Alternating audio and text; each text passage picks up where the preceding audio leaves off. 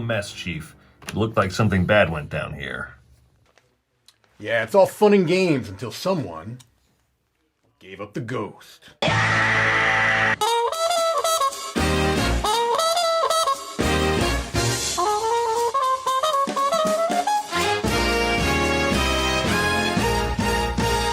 Hey there, everybody. It's Mike DiLisio, and welcome to another Rapid Fire Roundup.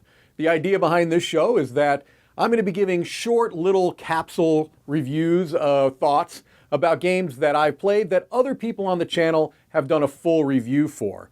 There are a lot of voices here at the Dice Tower, and we can't all do full reviews of every game that we play, but many times we'll get asked our opinions on games that other people have done a full review for. So this is a chance for us to give you our impressions of some of those games. Now, the nature of the show is such that I'm not going to be giving a full detailed review on any of these. I'm not even going to be giving them number rankings, but I am going to be doing them in the order, ascending order of how much I like them. So the first few here are games that I just actively did not like. Then they start getting better and better to the ones that I really did like a whole lot. So without further ado, let's get going. So the first game that I'm going to be talking about is a game called Orlog, which is apparently set somewhat within the Assassin's Creed universe, the video game Assassin's Creed.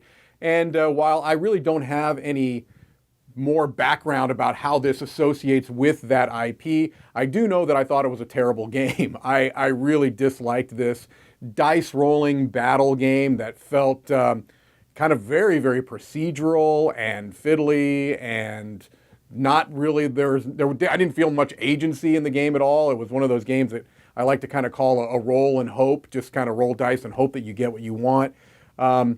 You know, I have played a few of the Assassin's Creed video games, but I don't even think it would make a big difference if I were the biggest Assassin's Creed fan in the world. Bottom line is I don't think it's a very good game. Maybe it would help some if I really had more of a connection to how this fit in with the Assassin's Creed universe, but I kind of doubt it. I just didn't think it was a good game, full stop. Next up is Vivid Memories, and this one, it was a shame. I really kind of went into this one hoping that I would like it. It's a very beautiful production, a very nice looking game. I liked the theme, the idea behind this. It's a design team that I tend to like what they do, but this one just really fell flat for me. It is an abstract game, and I understood that going in. An abstract puzzle game, which I tend to often like. But for one reason or another, this game just did not work for me. I felt completely disconnected from what I was doing. I had a really hard time internalizing how the game worked. The scoring was very obtuse. There was no connection at all to the theme, I felt. And in some games that matters more than others. This is one where I felt like they were trying to push things theme forward, but I felt completely disconnected from it, even using terminology in the rules that made it harder to learn the game because they were trying to be thematic. This one was a big miss, and again, I was disappointed because I went into it very optimistic and hopeful that it would be something that I would like, and I walked away from it after multiple plays thinking, this just is not for me. Next up is another game that I did not like, and that is Azul Queen's Garden. This is the latest in these line of abstract games, very pretty abstract games that started with Azul. I have always felt that the base game of Azul is the best in the series, and this game did nothing to dissuade me of that. You know, I know a lot of people have differing views on which of the games in the series they like best. For me, it's still the base game. And I have liked others in the series to a lesser degree than the base game, but this is the first one where I just say I don't really like this game and I'd prefer not to play it. I felt like it was overly complicated for what it was trying to do. I felt like the base game of Azul had the best ratio of ease of learning, ease of teaching, rule set, and decision making.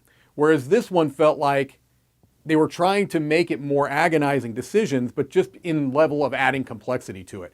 By the end of the game, I had not put out all that many tiles on my board, and that felt unsatisfying to me. So again, a very pretty game. It is probably going to, there'll be some people, I'm sure, that this will be their favorite in the series. And And I'm afraid that there's going to be a narrative out there that this is the gamer's version of Azul, and I completely disagree with that. I don't think that's a fair statement. I understand why people may say it because it's the most complex, but it's not the most complex decision making. It's the most complex in rules, and there is a difference there. So Queen's Garden did not really work for me. All right, now from here on are games that I did like and get better and better and better. So first one of this kind of group of games that I liked, everything from now on I like. Ghosts of Christmas, which is a very kind of interesting and out of the ordinary trick-taking game that's coming from BoardGameTables.com. This is I believe it was a retheme, that this was in a different theme, and now this has been rethemed into the Ghosts of Christmas, past, present, and future. And really that is just a conceit for being able to have kind of 3 consecutive tricks going at one time. So you're playing a trick-taking game to three different piles, past, present, and future, and how you play in one is going to potentially affect what happens in the other 2 piles. It's not a game that I would introduce to people who have not played a lot of trick-taking games. This is really a game for people who like trick-taking games, who like kind of strange adaptations of trick-taking as a mechanic. Does some neat things, can be a little bit tricky to wrap your mind around, but I think if you play it enough so that you internalize what's happening, you can see some really neat things happening here. So I did like Ghosts of Christmas. Next up is Before the Guests Arrive. This is the newest game from Sashi & Sashi, a Japanese publisher who has had a number of games that have become quite popular. Some of them have been picked up by other publishers and released more widely. Their games are generally released in Japan, and it can be sometimes tricky to get a hold of them outside of Japan. But Before the Guests Arrive is a card game, a small card game. I think it's the simplest of their games. It is a very simple set collection game where you've got cards arrayed in rows and columns, kind of offset rows and columns, and on your turn you're going to draft an entire row or column, and you're going to kind of have these cards in front of you. And the way that it works is, the idea is that guests are going to be coming to your house and you need to tidy up the house beforehand. And so some of the cards that you'll be drafting are family members, and these family members are able to clean up a certain amount and certain type of items that you're also drafting at the same time. The biggest hook of the game is the timing element. So you have to be kind of careful about when you are choosing to tidy up the items, because you want to be as efficient as possible.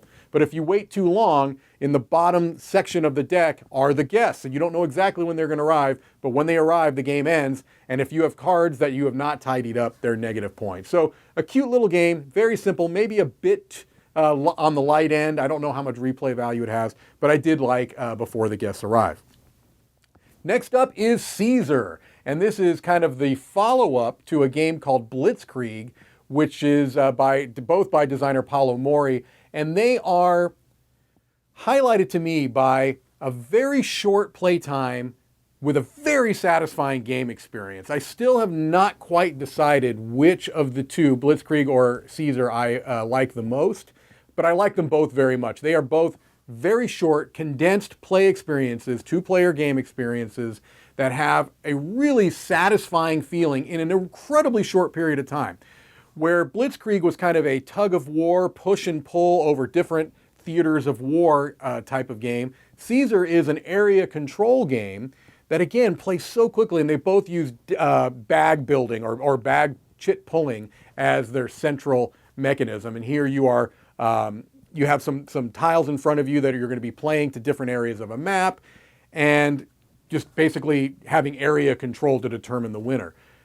But within that very simple little rule set is an incredibly satisfying game. And again, it just plays so quickly. I really do like Caesar quite a bit. Next up is Planet Unknown, which is a polyomino style game, which is becoming a very, very crowded genre in board gaming. But I do feel like Planet Unknown is one that stands out from many of the others. Everyone has their own kind of planet boards in front of them, and you are drafting tiles that come out of a lazy Susan in the center of the table, which is very cool. So on everybody's turn, you are drafting tiles. When it's your turn, you get to decide where the lazy Susan turns, and so you basically can choose from any of them, and then other people are going to have to choose from the area in front of them. So you're always drafting a tile, but when it's your turn, you can have more agency over which tile you're drafting. You're drafting the tiles, you're placing them within your player board, you are trying to complete rows and columns on your board, and you are also triggering different kind of tech trees that are happening along the side that give you more abilities and things along those lines.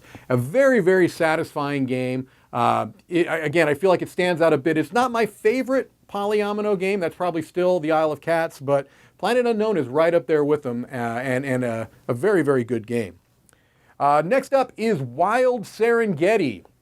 This is a very new game, and it is really a kind of a spatial puzzle placement games, with worker placement being the main mechanic that drives us forward. And so the idea behind Wild Serengeti is that you are a videographer and you are trying to produce a wildlife documentary in Africa on the Serengeti. And so essentially what you're doing is you are drafting scene cards, which are scenes you are trying to film in your documentary. And really, that's just the theme behind it. What you're doing is you're trying to get patterns. These are scoring cards that are telling you how animals should be placed on the map. It's a grid map, a square grid map, and each square on the grid has a particular, I'm struggling to think of the word, a particular type of environment, whether it's water or rocks or grasslands. I don't know why I'm struggling to think of the word. It'll come to me eventually. But the animals have to be arranged in a particular way, and sometimes they have to be terrain. Sometimes they have to be on a particular type of terrain. So you might have a card that says, have a zebra in the grassland, and then around it have a hippo and an elephant. And so you are trying to arrange these animals in such a way that you can score these cards. And you do this by going to different places on the board that allow you to draft these animals and put them on the board, and then potentially maneuver them, switch them, move them around. It's a very simple game mechanically, but it kind of scratches a lot of itches I have. First of all, it is gorgeous. It's one of the most beautiful productions I've seen in these screen-printed wooden animals. It does have some issues. It is longer than it probably should be. I'm not convinced that all of the scoring possibilities, and there are a lot of different ways to score, are completely balanced, but this is a game that just absolutely charmed me. Even with the issues that I see that are there, the game is just charming. I also tend to like spatial puzzle games, contract fulfillment type games, and this is kind of a riff on that, so I really, really did like Wild Serengeti. All right, finally, the game that I liked the most out of this bunch is one of the newest games from designer Reiner Knizia, who is a designer that I tend to like a lot of his games. This is Mille Fiori, and this is what I have been calling Ganz Schön Knizia. This is a game that is combo on top of combo on top of combo. It really is an abstract game. There is a theme there about, I think, glass blowing, but that doesn't matter. It is a game where there are some distinct regions on this central board. And what you are going to be doing is playing cards and placing out little glass pieces, they're plastic, onto a board to trigger different scoring abilities. Very simple, as many of his games are. You play a card, place a piece, and you score. You're going to score basically for every piece you put out, so it has kind of a point salad feel to it. But where the hook comes in is in the combos. Each area of the board has a different way that kind of triggers different combos. It'll allow you to take extra turns. It'll allow you to get bonus points. And it is such a satisfying feeling to set up these very incremental turns. So, they seem simple. You're playing a card, placing a thing out, but you can set yourself up potentially for these big, powerful turns later on in the game where you are not just playing one card and placing out one piece. You can trigger extra cards. You can get extra cards, play those cards, trigger this makes me do this gives me these points, this gives me this bonus. It just feels so satisfying, and just one of those games that the first time I played it, I'm like, man, I love this game, I want to play it again. Played it again, it did not lose any of its luster, and it's a game that I've continued to enjoy. That is Mille Fiori. All right, well, that's it for me this roundup, and I liked more than I disliked. Some of those early on were pretty rough, but we ended on a positive note. So that's going to do it for me. This is Mike DiLisio signing off from Dice Tower headquarters.